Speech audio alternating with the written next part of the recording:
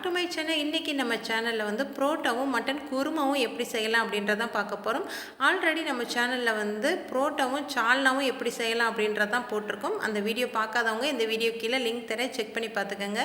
இந்த வீடியோவில் highlight பார்த்தீங்கன்னாக்கும் mutton kurma வந்து எப்படி செய்யலாம் அப்படின்றதான் ஃபுல்லாக இருக்கும். இந்த வீடியோவை ஸ்கிப் பண்ணாமல் தொடர்ந்து பாருங்கள். இப்போ வாங்க நம்ம வீடியோக்குள்ளே போகலாம். வீடியோக்குள்ளே போகிறதுக்கு முன்னாடி அனீஸ்னா கிச்சனை சப்ஸ்கிரைப் பண்ணாமல் இருக்கிறவங்க சப்ஸ்கிரைப் பண்ணி பக்கத்துலேயே இருக்க ஆல்ன்ற பட்டனை கிளிக் பண்ணிக்கோங்க. அப்போ தான் நான் போகிற ஒவ்வொரு வீடியோ உங்களுக்கு நோட்டிஃபிகேஷன் வரும். இப்போ வாங்க வீடியோக்குள்ளே போகலாம். புரோட்டாவுக்கு மாவு பேசுகிற பர்டிகுலர் அந்த கிளிப் மட்டும் வந்து மிஸ் ஆயிடுச்சு. அதனால் உங்களுக்கு மெஷர்மெண்ட் மட்டும் சொல்கிறேன், நீங்கள் நோட் பண்ணிக்கோங்க. நான் இன்றைக்கி புரோட்டாவுக்கு வந்து பார்த்தீங்கன்னா 1 கிலோ மைதா மாவு, 2 முட்டை, 2 டேபிள் ஸ்பூன் அளவுக்கு ஒயிட் சுகரு, தேவையான அளவுக்கு உப்பு, தண்ணி எல்லாம் ஊற்றி நல்லா பிசைஞ்சதுக்கப்புறம் மேலே வந்து ஒரு 4 டேபிள் ஸ்பூன் அளவுக்கு எண்ணெய் ஊற்றி நல்லா வந்து அப்ளை பண்ணி கிட்டத்தட்ட 1 மணி நேரத்துலேருந்து 2 மணி நேரம் நல்லா ஊற வச்சு எடுத்திருக்கேன். ஒயிட் சுகர் சேர்க்கறதுனால பார்த்தீங்கன்னாக்கும் நமக்கு நல்ல முறுமுறுன்னு புரோட்டா கிடைக்கும். அதே போல் கலரும் வந்து நல்லா கோல்டன் கலரில் கிடைக்கும். அதுக்காக மட்டும்தான் சேர்க்குறோம்.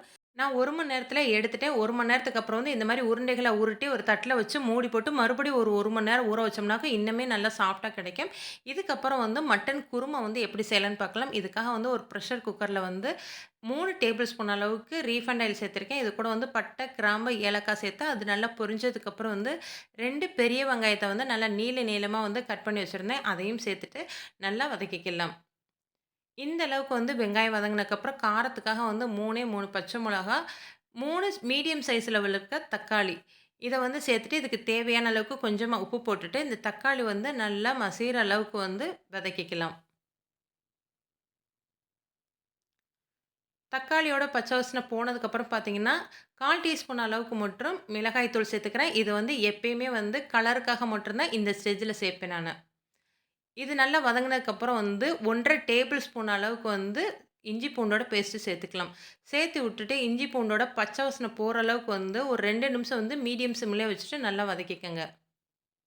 இந்த அளவுக்கு நல்லா வதங்கிருச்சு. வதங்கினதுக்கப்புறம் வந்து 1/2 கிலோ அளவுக்கு மட்டனை வந்து நல்லா எலும்பும் கறியுமா வாங்கிட்டு வந்து நல்லா க்ளீன் பண்ணி வச்சுருந்தேன். அதையும் சேர்த்துக்கலாம். முடிஞ்ச அளவுக்கு வந்து நெஞ்செலும்பு மாரி இருக்கிறத வாங்கிக்கோங்க. அப்போ வந்து டேஸ்ட் வந்து சூப்பரா இருக்கும். இதை வந்து இந்த மசாலா கூட வந்து ஒரு 2லேருந்து 3 நிமிஷம் வந்து நல்லாவே பெரட்டி விட்டுக்கோங்க. மசாலா வந்து அந்த மட்டனில் வந்து நல்லா வந்து அந்த சாறு இறங்கும். இந்த அளவுக்கு மிக்ஸ் பண்ணதுக்கப்புறம் வந்து வீட்டில அரைச்ச குழம்பு மசால் பொடி வந்து நான் 2லேருந்து 3 டேபிள் ஸ்பூன் அளவுக்கு சேர்த்துக்கிறேன். நீங்க உங்ககிட்ட வந்து கறி மசாலா தூள், இல்ல வேற எதுவும் குழம்பு மசாலா, இல்ல மட்டன் மசாலா எது இருந்தாலும் சேர்த்துக்கங்க. ஆனா வீட்டு குழம்பு மசாலாவே வந்து டேஸ்ட்டு சூப்பரா இருக்கும். இதுக்கப்புறம் பார்த்தீங்கன்னா, தேவையான அளவுக்கு உப்பு போட்டு அதையும் வந்து இந்த மசாலா கூட வந்து நல்லாவே வந்து பெரட்டி விட்டுக்கலாம். இந்த அளவுக்கு நல்லா மிக்ஸ் பண்ணதுக்கப்புறம் பார்த்தீங்கன்னாக்கும் 2 கிளாஸ் அளவுக்கு வந்து தண்ணி ஊத்திக்கலாம். இந்த ஸ்டேஜில வந்து கம்மியாவே தண்ணி ஊத்திக்கிறோம். நமக்கு மட்டன் வேகுற அளவுக்கு மட்டும் தான் ஊத்தப் போறோம். அதுக்கப்புறம் வந்து தேங்காய் அரைச்சு ஊத்தும்போது எக்ஸ்ட்ரா வேணும்னா நம்ம ஊத்திக்கலாம். இத நல்லா மிக்ஸ் பண்ணி விட்டுட்டு மூடி போட்டு கிட்டத்தட்ட ஒரு 6லேருந்து 7 விசில் வந்து விட்டு எடுத்துக்கலாம். நமக்கு மட்டன்றனால வந்து நல்லா வேகணும். அதனால வந்து ஒரு 7 விசில் விட்டுட்டு எடுத்துக்கலாம். அந்த விசில் வர்றதுக்குள்ள பார்த்தீங்கன்னாக்கும் நானு தேங்காய் வந்து அரைச்சுட்டு வந்துரலாம். நான் வந்து ஒரு மிக்ஸி பவுல்ல வந்து ஒரு தேங்காய்ல பாதி தேங்காய் இருக்கும் பார்த்தீங்களா, அத ஃபுல்லாத்தையும் எடுத்திருக்கேன். இதில வந்து 3 டேபிள் ஸ்பூன் அளவுக்கு வந்து கசகசா சேர்த்துக்கலாம். இது வந்து நல்லா திக்னஸாவும் இருக்கும், நல்லா வாசமாவும் இருக்கும். அதுக்காக தான் சேர்க்கிறோம்.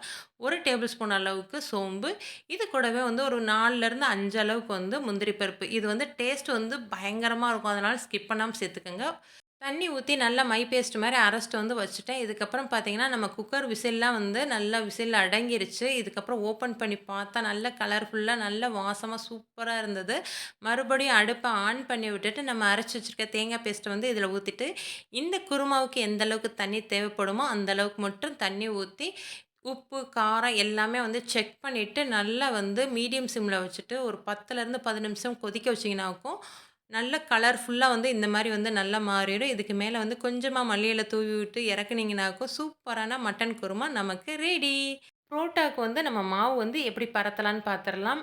நம்ம ஆல்ரெடி வந்து 2 மணி நேரமா வந்து மாவு வந்து ஊற வச்சு வச்சிருந்தோம். இப்ப அந்த உருண்டையிலேருந்து ஒரு உருண்டை எடுத்து கொஞ்சமா எண்ணெய் வச்சுட்டு, இந்த மாரி ஒரு கவுண்டர் டாப்லயோ இல்லாட்டி போர்ட்லயோ வச்சுட்டு, நல்லா வந்து உங்களுக்கு எந்த அளவுக்கு பெருசா வேணுமோ, அந்த அளவுக்கு வந்து நல்லா பெருசாவே இழுத்து விட்டுருங்க. எடுத்ததுக்கப்புறம் பார்த்தீங்கன்னா, இது வந்து ஈஸியான ஒரு ட்ரிக்கு. இந்த மாரி வந்து நைஃப வச்சு, அதாவது கத்திய வச்சு மேலேயும் கட் ஆகக்கூடாது, கீழேயும் கட் ஆகக்கூடாது. நடுவுல மட்டும் இந்த மாரி கோடுகள் போட்டுட்டு, நல்லா மேலருந்து இப்படி தூக்கி விட்டு எடுத்தீங்கனாக்கும் ஒண்ணு போல வந்துரும். இத வந்து ரோல் பண்ணி வச்சிரலாம். இது வந்து ரொம்பவே ஈஸியா இருக்கும். லேயர் வந்து நிறையாவே உங்களுக்கு கிடைக்கும். இதுக்கப்புறம் வந்து நார்மலா எல்லாரும் வந்து புரோட்டா போடுற மாரி எப்படி அப்படின்னு பார்த்துரலாம். அதேபோல ஒரு உருண்டைய வந்து எடுத்து வச்சுட்டு, நல்லா வந்து எந்த அளவுக்கு உங்களால பெருசா வந்து பரத்த முடியுமோ, அந்த அளவுக்கு வந்து பரத்தி விட்டுருங்க. உங்களுக்கு இந்த மாரி வந்து பெரிய போர்டு இல்ல அப்படின்னாக்கும், நீங்க கவுண்டர் டாப்லயே கூட வச்சு நல்லா வந்து பெருசா கூட இழுத்துக்கலாம். இப்ப பாருங்க நல்லாவே வந்து பெருசா இழுத்து விட்டாச்சு. இதுலருந்து ஒரு கார்னர்லருந்து வந்து நம்ம எடுத்து விடணும். கொஞ்சம் வந்து எண்ணெய் அப்ளை பண்ணிட்டு, ஒரு கார்னர் சைட்லருந்து இந்த மாரி மேல தூக்கி விடும்போது பார்த்தீங்கன்னா, கீழ சைடு வந்து கொஞ்சம் கனமா இருக்கிற மாரி இருக்கும். அத வந்து லைட்டா வந்து இந்த மாரி அடிச்சு விட்டுட்டு, மறுபடியும் வந்து இந்த மாரி ரோல் பண்ணீங்கனாக்கும் உங்களுக்கு சூப்பரா வந்து ரெடி ஆயிரும்.